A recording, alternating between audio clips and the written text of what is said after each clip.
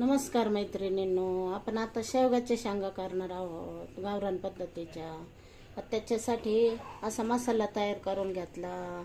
धने घेतले, खोबरं घेतलं, डाळ घेतली, अद्रक, लसूण, कोथिंबीर घेतली, कांदा आणि मिरची घेतली. हे सगळं तळून घेतलं. हा मसाला आता मी बारीक करून घेते. मग आपण शेवगाच्या शेंगा टाकू. हे बघा, आपण असा आता मसाला तयार करून घेतला शेवगा शेंगाचा. आता आपण तेल तापायला ठेवलं. त्याच्यात थोडी हळद टाकू. त्याच्यात अंबारी मसाला टाकू, थोडं लाल तिखट टाकू. आणि त्याच्यात हा मसाला टाकून देऊ.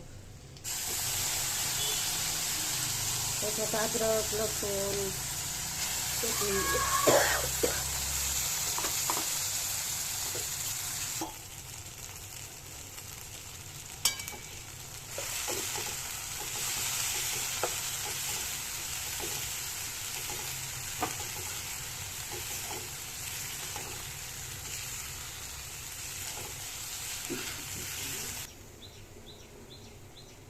आता हा मसाला टाकून घेऊ. एकदम बारीक दळून घेतलेला आहे.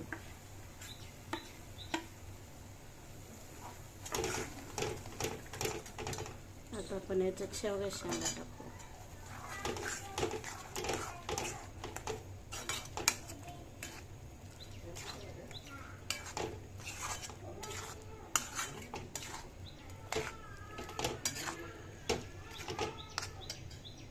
आता याच्यात आपल्याला लागेल तेवढं पाणी टाकू.